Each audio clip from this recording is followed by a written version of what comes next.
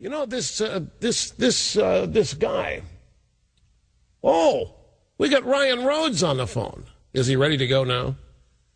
We got Mr. Tea Party in Iowa, Ryan Rhodes on the phone. Ryan, great to have you here on the EIB network. And I was just going to observe that, unlike whenever there were people that quote unquote heckled Bush, CNN made a beeline to have them on their network to discuss it. Has CNN called you to come in and talk about your experience with President Obama? CNN has. I want to thank you for letting me on. This is like unbelievable. I've always wanted to get on and I've never been able to get in.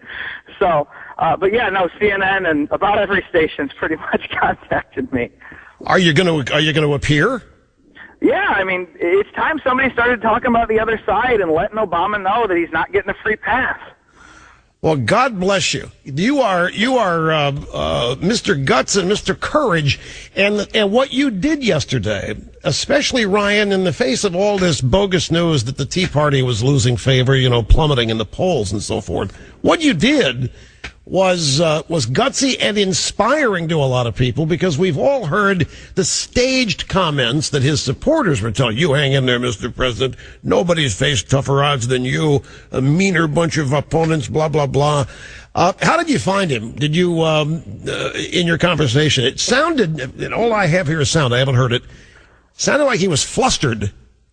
It was actually somewhat cordial. I mean, I'm sure it flustered him a little bit.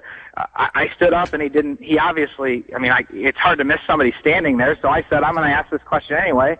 And I respectfully waited till the very end of the town hall. And then he didn't want to answer it. His vice president's going to go out and say that. They're going to deny it. Their whole party's narrative is we're terrorists, when he was the one hanging out with Bill Ayers. And, the fact is the Secret Service didn't even budge because they knew I wasn't going to do anything. They knew all I wanted to do was talk to the president and let him know that I did not appreciate what he was doing to our country. Well, you did it. You got the message across. So, well, I hope so. It's amazing the emails I've had an awful lot of thank you emails and thank you requests, but I've also had some pretty visceral emails, if you will. Oh yeah, you're going to have kind of funny. So that happens when you stand up for what's right. I mean, I remember when Ronald Reagan said that when Bill Buckley got in there and was making waves, he asked everybody else what they're doing. So. Well, Obama didn't call you a hostage taker or the enemy to your face, did he? No. He said that in fairness, he's been called a socialist, not born here, ruining our country and everything. But in fairness, he embraced the socialist title when Time magazine put it out. And now that we've made it unpopular by standing up, now all of a sudden he thinks it's dirty name calling. Yeah, exactly right. Well, you illustrated a lot of things just by showing up. How many people were at that event at the time you spoke up, what do you think? I want to say 500 plus. I mean, it was a ticketed event. You couldn't get in without a ticket, and I kind of, I guess, snuck through those cracks there. But I requested a ticket to go and to be a part of this. And it's a town hall. It's time he heard from everybody. They've been I was at the state fair. I was at the straw poll. They send people to heckle our people. I mean, somebody virtually jumped Michelle Bachmann, and that's why she had to be rushed out on with security at the state fair. And, that's why I said, I'm going to be respectful, but I'm going to go out there and let him know this is not right to do this. This is not right for you to call us this and then tell us we're unreasonable. He said, I'm Mr. Reasonable. I've been accused of being Mr. Reasonable. And I did say, I will never accuse the president of that. Ryan, what do you do for a living? I actually I was one of the car dealerships that got shut down by Obama in 2009.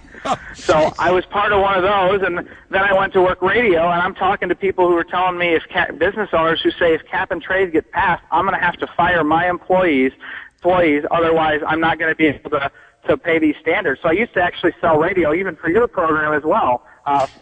And then after that, I just decided it was time for me to get out, and I do some consulting. I'm kind of between things because we just finished a Tea Party bus tour around Iowa to train caucus goers for a month on a few things, as well as mention the gold standard, which is the fact of getting our country back to sound money. So right now I'm in the middle of figuring out what my next step is, but I know the fact is somebody's got to be standing up here to these people because there are no more free passes. Ryan, you are in the middle of your next step. Yeah. With what you're I'm serious. With what you're doing right now, you are in your next step. Mm-hmm. You're organizing Tea Party events. You're doing grassroots work. This is the kind of work you're doing is what wins elections. It really is. And you are at the grassroots level, and what you're doing is going to bubble up, effervesce up, and opportunities galore are going to present themselves to you as a result of this instance, of this event.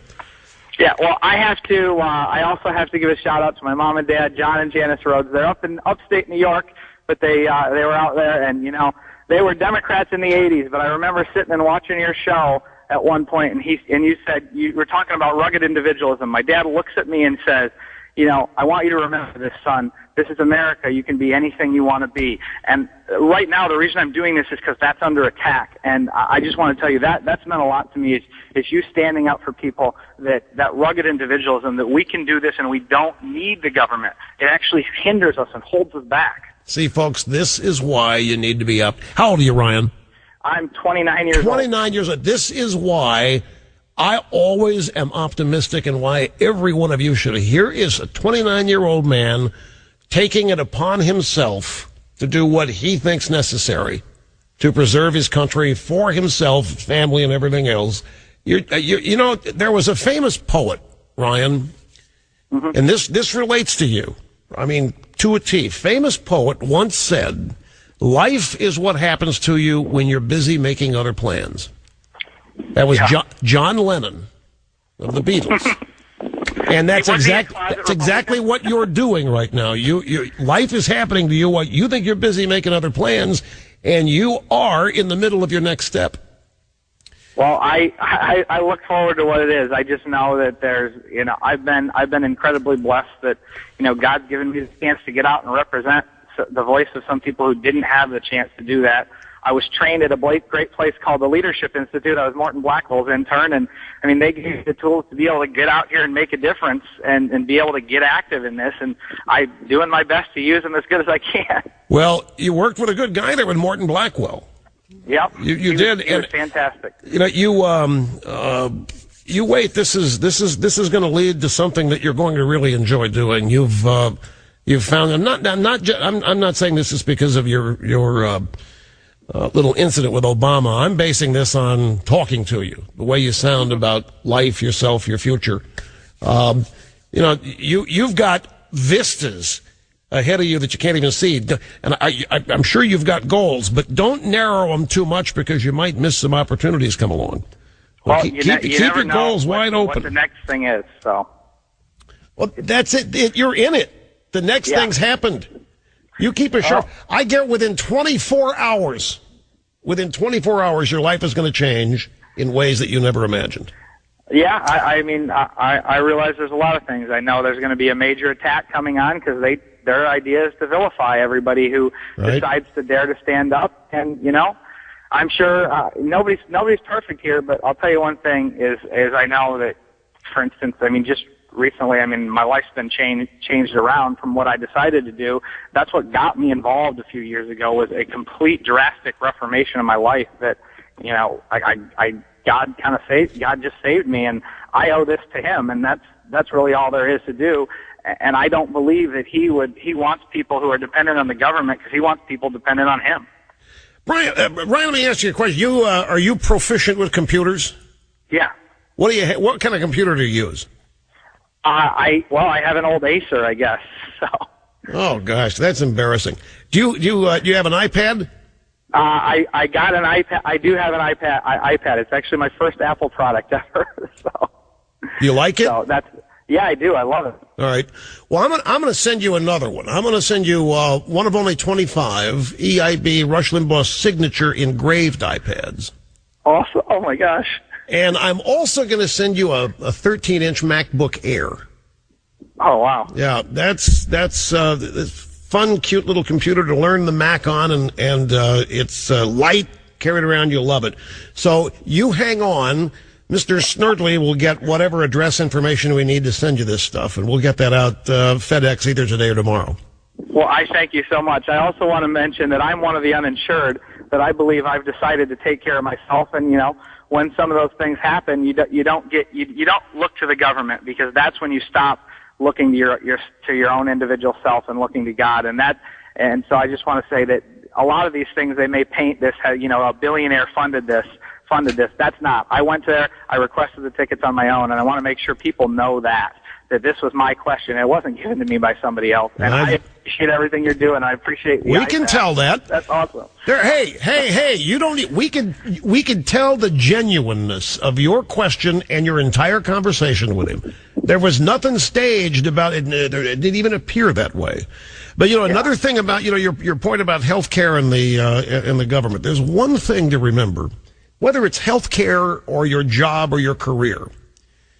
There's nobody who's going to care more about that than you. Yeah. There's nobody going to care more about it than you. There's nobody going to have more passion about you than you. And so you are your own best advocate.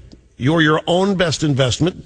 And it's great that you have you figured that out. You can't fake sincerity. And you were sincere in that whole bite. So I'm glad that you were able to get through today. Now stay on hold so Snerdley can get the address for sending stuff to you. Thanks for having me. You're welcome to Iowa anytime. We'd love to have you for an event out here. Thanks very much. Ryan Rhodes in Des Moines. He was the gentleman, the Tea Partier, who had the exchange with President Obama yesterday, wanting to know why Vice President Bite Me was calling the Tea Party members terrorists. So we'll be right back.